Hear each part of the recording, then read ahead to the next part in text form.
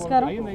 దురదృష్టకరం ఈరోజు ఇక్కడ మనకి రాయవరం మండలం రాయవరం పంచాయతీలోని ఇక్కడ క్రాకర్స్ మ్యానుఫ్యాక్చరింగ్ అండ్ సెల్లింగ్ రెండు కలిపి ఒక యూనిట్ ఇక్కడ ఉన్నది.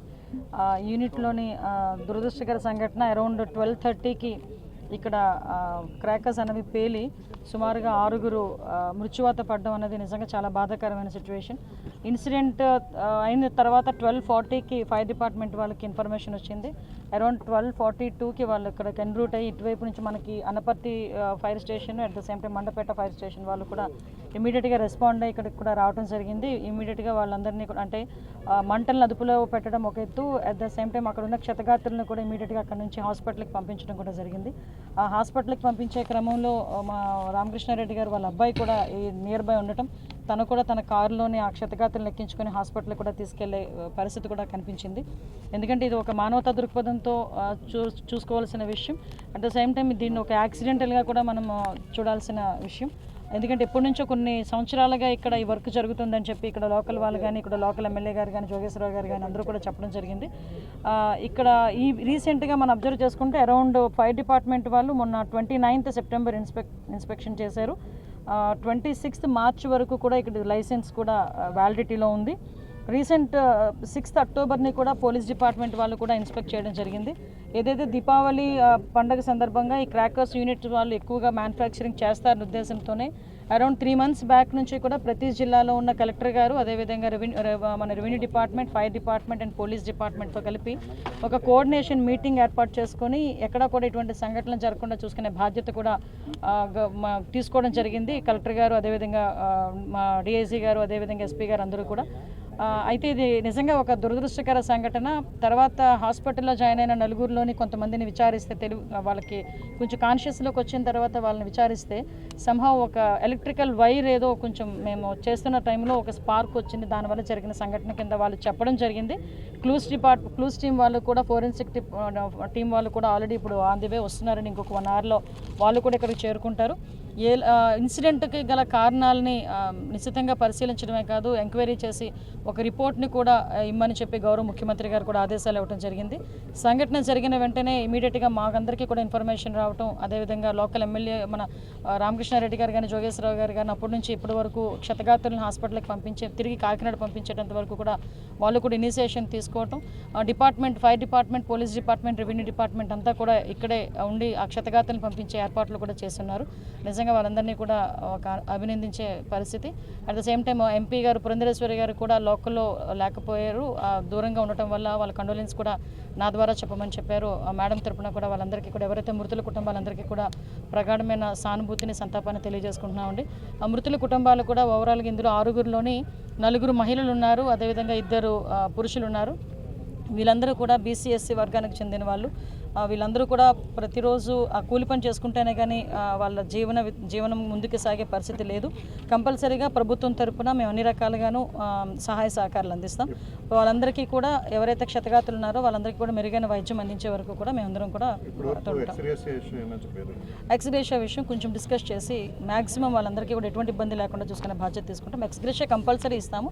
ఎంత ఇస్తామన్నది ఒక కొంచెం డిస్కస్ చేసి సీఎంఓలో కూడా మేము అందరం కూడా డిస్కస్ చేసుకొని చేస్తాం. దీపావళి సందర్భంగా ఇలాంటి కేంద్రాలు అనుమతితో ఎన్ని వస్తున్నాయి, భద్రత ఎలా ఉంది, ఇప్పుడు ఈ ఘటనని ఒక ఉదాహరణగా తీసుకోవచ్చు కంపల్సరీగానండి. ఎందుకంటే మేము పర్టికులర్గా డే ఫస్ట్ నుంచి కూడా దీని మీద ప్రత్యేకమైన దృష్టి పెడుతున్నామండి. ఫైర్ ఎన్ఓసీస్ అరౌండ్ మనం ఈస్ట్ గోదావరి, వెస్ట్ గోదావరి ఇవన్నీ కూడా మనం చూసుకున్న దగ్గర పర్మనెంట్ ఫైర్ క్రాకర్స్ షాప్స్ ఇవన్నీ కూడా మనకి అరౌండ్ మన దగ్గర ఉన్నవి ఒక 70 వరకు ఉంటాయి. 69 out of 69 వాళ్ళందరికీ కూడా లైసెన్స్ ఉంది. అట్ ద సేమ్ టైం మాకున్న పెద్ద ఇది కూడా ఏంటంటే టాస్క్ ఏంటంటే కొంతమంది అన్లైసెన్స్డ్తో చాలామంది తయారు చేస్తూ ఉంటారు, అందులో అన్స్కిల్డ్తో చాలామంది చేస్తూ ఉంటారు. సో అక్కడ మనకి చాలా ఇబ్బందులు ఎదుర్కొంటున్నాం. దాని మీద కూడా స్పెషల్ డ్రైవ్ పెట్టాం. లాస్ట్ 2 months నుంచి స్పెషల్ డ్రైవ్ పెట్టాం. ఎక్కడ కూడా ఇలాంటి యూనిట్స్ ఏదైనా ఉంటే కనుక ఇమీడియట్గా వాటిని మేము జప్తు చేయటం, అదేవిధంగా వాళ్ళ మీద చర్యలు తీసుకోవటం, వాళ్ళని మోటివేట్ చేయటం. ఇలాగ లైసెన్స్డ్ ఉన్న క్రాకర్ షాప్ దగ్గరికి కూడా వచ్చి ఇమీడియట్గా ఇక్కడ ఏంటి ఫెసిలిటీస్ కావాలో. రీసెంట్గా మీకు తెలుసు లాస్ట్ ఇయర్ అక్కడ ఉన్న వాటర్ ట్యాంకర్ని కూడా డిపార్ట్మెంట్ వాళ్ళు వచ్చి, పోలీస్ డిపార్ట్మెంట్ వాళ్ళు వచ్చి చెప్పడం బట్టి ఒక వాటర్ ట్యాంక్ని, స్ప్రింక్లర్స్ని అన్నీ కూడా అరేంజ్ చేసుకోవడం జరిగింది. నిజంగా ఇది ఒక దురదృష్టకర సంఘటన.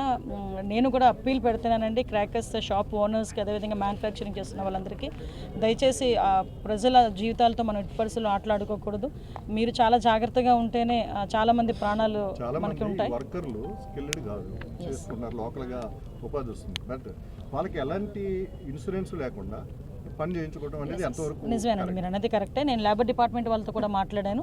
లాస్ట్ మేము రివ్యూ చేసుకునేటప్పుడు కూడా సేమ్ ఇష్యూని మేము కూడా రైజ్ చేసుకున్నాం.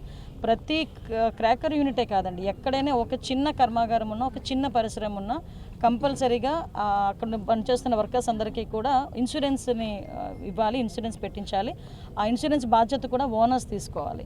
దాని మీద ఇప్పుడు మీరు చెప్పిన దాన్ని బట్టి లేబర్ డిపార్ట్మెంట్ కూడా ఆదేశాలు ఇవ్వడం జరుగుతుందండి. ఎక్కడెక్కడ ఎలా ఉన్నాయి, ఎవరెవరికి ఇన్సూరెన్స్ లేకపోతే ఇమీడియట్గా ఇన్సూరెన్స్ని క్లెయిమ్ చేయమని చెప్తున్నాం. At the same time fire department కూడా ఎంతమంది వర్క్ చేస్తున్నారు వాళ్ళందరికీ కూడా ఇన్సూరెన్స్ ఉంటేనే ఫర్దర్గా లైసెన్స్ కూడా ఇమ్మని కూడా మేము ఆదేశాలు ఇవ్వడం. కలెక్టర్ గారు, అదేవిధంగా మా డిఐజీ గారు, అదేవిధంగా ఎస్పీ గారు అందరూ కూడా అయితే ఇది నిజంగా ఒక దురదృష్టకర సంఘటన.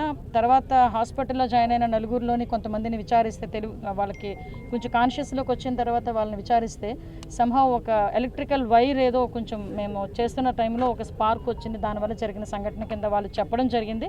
క్లూస్ టీం వాళ్ళు కూడా, ఫోరెన్సిక్ టీం వాళ్ళు కూడా ఆల్రెడీ ఇప్పుడు ఆన్ ది వే వస్తున్నారని, ఇంకొక 1 hourలో వాళ్ళు కూడా ఇక్కడికి చేరుకుంటారు. ఇన్సిడెంట్కి గల కారణాలని నిశ్చితంగా పరిశీలించడమే కాదు, ఎంక్వైరీ చేసి ఒక రిపోర్ట్ని కూడా ఇమ్మని చెప్పి గౌరవ ముఖ్యమంత్రి గారు కూడా ఆదేశాలు ఇవ్వడం జరిగింది. సంఘటన జరిగిన వెంటనే ఇమీడియట్గా మాకందరికీ కూడా ఇన్ఫర్మేషన్ రావటం, అదేవిధంగా లోకల్ ఎమ్మెల్యే మన రామకృష్ణారెడ్డి గారు కానీ, జోగేశ్వరరావు గారు కానీ అప్పటి నుంచి ఇప్పటి వరకు క్షతగాత్రులను హాస్పిటల్కి తిరిగి కాకినాడ పంపించేటంత వరకు కూడా వాళ్ళు కూడా ఇనిషియేషన్ తీసుకోవటం, fire department, police department, revenue department అంతా కూడా ఇక్కడే ఉండి ఆ క్షతగాత్రులను పంపించే ఏర్పాట్లు కూడా చేస్తున్నారు. నిజంగా వాళ్ళందరినీ కూడా ఒక అభినందించే పరిస్థితి. At the same time MP గారు పురంధరేశ్వరి గారు కూడా లోకల్లో లేకపోయారు, దూరంగా ఉండటం వల్ల వాళ్ళ కండోలెన్స్ కూడా నా ద్వారా చెప్పమని చెప్పారు. మేడం తరపున కూడా వాళ్ళందరికీ కూడా, ఎవరైతే మృతుల కుటుంబాలందరికీ కూడా ప్రగాఢమైన సానుభూతిని, సంతాపాన్ని తెలియజేసుకుంటున్నామండి. ఆ మృతుల కుటుంబాలు కూడా ఓవరాల్గా ఇందులో 6గురిలోని 4 మహిళలు ఉన్నారు, అదేవిధంగా 2 పురుషులు ఉన్నారు. వీళ్ళందరూ కూడా బీసీఎస్సీ వర్గానికి చెందిన వాళ్ళు. వీళ్ళందరూ కూడా ప్రతిరోజు ఆ కూలి పని చేసుకుంటేనే కానీ వాళ్ళ జీవనం ముందుకు సాగే పరిస్థితి లేదు. కంపల్సరీగా ప్రభుత్వం తరపున మేము అన్ని రకాలుగాను సహాయ సహకారాలు అందిస్తాం. వాళ్ళందరికీ కూడా, ఎవరైతే క్షతగాతులు ఉన్నారో వాళ్ళందరికీ కూడా మెరుగైన వైద్యం అందించే వరకు కూడా మేమందరం కూడా ఎక్స్గ్రేషియా విషయం కొంచెం డిస్కస్ చేసి మ్యాక్సిమం వాళ్ళందరికీ కూడా ఎటువంటి ఇబ్బంది లేకుండా చూసుకునే బాధ్యత తీసుకుంటాం. ఎక్స్గ్రేషియా కంపల్సరీ ఇస్తాము. ఎంత ఇస్తాము అన్నది ఒక కొంచెం డిస్కస్ చేసి సీఎంఓలో కూడా మేము అందరం కూడా డిస్కస్ చేసుకొని చేస్తాం. దీపావళి సందర్భంగా ఇలాంటి కేంద్రాలు అనుమతితో ఎన్ని వస్తున్నాయి, భద్రత ఎలా ఉంది, ఇప్పుడు ఈ ఘటనని ఒక ఉదాహరణగా తీసుకోవాల్సి కంపల్సరీగానండి. ఎందుకంటే మేము పర్టికులర్గా డే ఫస్ట్ నుంచి కూడా దీని మీద ప్రత్యేకమైన దృష్టి పెడుతున్నామండి. ఫైర్ ఎన్ఓసీస్ అరౌండ్ మనం ఈస్ట్ గోదావరి, వెస్ట్ గోదావరి ఇవన్నీ కూడా మనం చూసుకున్న దగ్గర పర్మనెంట్ ఫైర్ క్రాకర్స్ షాప్స్ ఇవన్నీ కూడా మనకి అరౌండ్ మన దగ్గర ఉన్నవి ఒక 70 వరకు ఉంటే 69 out of 69 వాళ్ళందరికీ కూడా లైసెన్స్ ఉంది. అట్ ద సేమ్ టైం మాకున్న పెద్ద ఇది కూడా ఏంటంటే టాస్క్ ఏంటంటే కొంతమంది అన్లైసెన్స్డ్తో చాలామంది తయారు చేస్తూ ఉంటారు, అందులో అన్స్కిల్డ్తో చాలామంది చేస్తూ ఉంటారు. సో అక్కడ మనకి చాలా ఇబ్బందులు ఎదుర్కొంటున్నాం. దాని మీద కూడా స్పెషల్ డ్రైవ్ పెట్టాం. లాస్ట్ 2 months నుంచి స్పెషల్ డ్రైవ్ పెట్టాం. ఎక్కడ కూడా ఇలాంటి యూనిట్స్ ఏదైనా ఉంటే కనుక ఇమీడియట్గా వాటిని మేము జప్తు చేయటం, అదేవిధంగా వాళ్ళ మీద చర్యలు తీసుకోవటం, వాళ్ళని మోటివేట్ చేయటం. ఇలాగ లైసెన్స్డ్ ఉన్న క్రాకర్ షాప్ దగ్గరికి కూడా వచ్చి ఇమీడియట్గా ఇక్కడ ఏంటి ఫెసిలిటీస్ కావాలో, రీసెంట్గా మీకు తెలుసు లాస్ట్ ఇయర్ అక్కడ ఉన్న వాటర్ ట్యాంకర్ని కూడా డిపార్ట్మెంట్ వాళ్ళు వచ్చి, పోలీస్ డిపార్ట్మెంట్ వాళ్ళు వచ్చి చెప్పడం బట్టి ఒక వాటర్ ట్యాంక్ని, స్ప్రింక్లర్స్ని అన్నీ కూడా అరేంజ్ చేసుకోవడం జరిగింది. నిజంగా ఇది ఒక దురదృష్టకర సంఘటన. నేను కూడా అప్పీల్ పెడుతున్నానండి క్రాకర్స్ షాప్ ఓనర్స్కి, అదేవిధంగా మ్యానుఫ్యాక్చరింగ్ చేస్తున్న వాళ్ళందరికీ, దయచేసి ప్రజల జీవితాలతో మనం ఎట్టి పరిస్థితుల్లో ఆటలాడుకోకూడదు. మీరు చాలా జాగ్రత్తగా ఉంటేనే చాలామంది ప్రాణాలు మనకి ఉంటాయి. వర్కర్లు స్కిల్డ్ కాదు, చేసుకున్నారు, లోకల్గా ఉపాధి వస్తుంది, బట్ వాళ్ళకి ఎలాంటి ఇన్సూరెన్స్ లేకుండా పని చేయించుకోవడం అనేది ఎంతవరకు నిజమేనండి, మీరు అనేది కరెక్టే. నేను లేబర్ డిపార్ట్మెంట్ వాళ్ళతో కూడా మాట్లాడాను. లాస్ట్ మేము రివ్యూ చేసుకునేటప్పుడు కూడా సేమ్ ఇష్యూని మేము కూడా రైజ్ చేసుకున్నాం. ప్రతి క్రాకర్ యూనిటే కాదండి, ఎక్కడైనా ఒక చిన్న కర్మాగారం ఉన్నా, ఒక చిన్న పరిశ్రమ ఉన్నా కంపల్సరీగా అక్కడ పనిచేస్తున్న వర్కర్స్ అందరికీ కూడా ఇన్సూరెన్స్ని ఇవ్వాలి, ఇన్సూరెన్స్ పెట్టించాలి. ఆ ఇన్సూరెన్స్ బాధ్యత కూడా ఓనర్స్ తీసుకోవాలి. దాని మీద ఇప్పుడు మీరు చెప్పిన దాన్ని బట్టి లేబర్ డిపార్ట్మెంట్ కూడా ఆదేశాలు ఇవ్వడం జరుగుతుందండి. ఎక్కడెక్కడ ఎలా ఉన్నాయి, ఎవరెవరికి ఇన్సూరెన్స్ లేకపోతే ఇమీడియట్గా ఇన్సూరెన్స్ని క్లెయిమ్ చేయమని చెప్తున్నాం. At the same time fire department కూడా ఎంతమంది వర్క్ చేస్తున్నారు వాళ్ళందరికీ కూడా ఇన్సూరెన్స్ ఉంటేనే ఫర్దర్గా లైసెన్స్ కూడా ఇమ్మని కూడా మేము ఆదేశాలు ఇవ్వడం.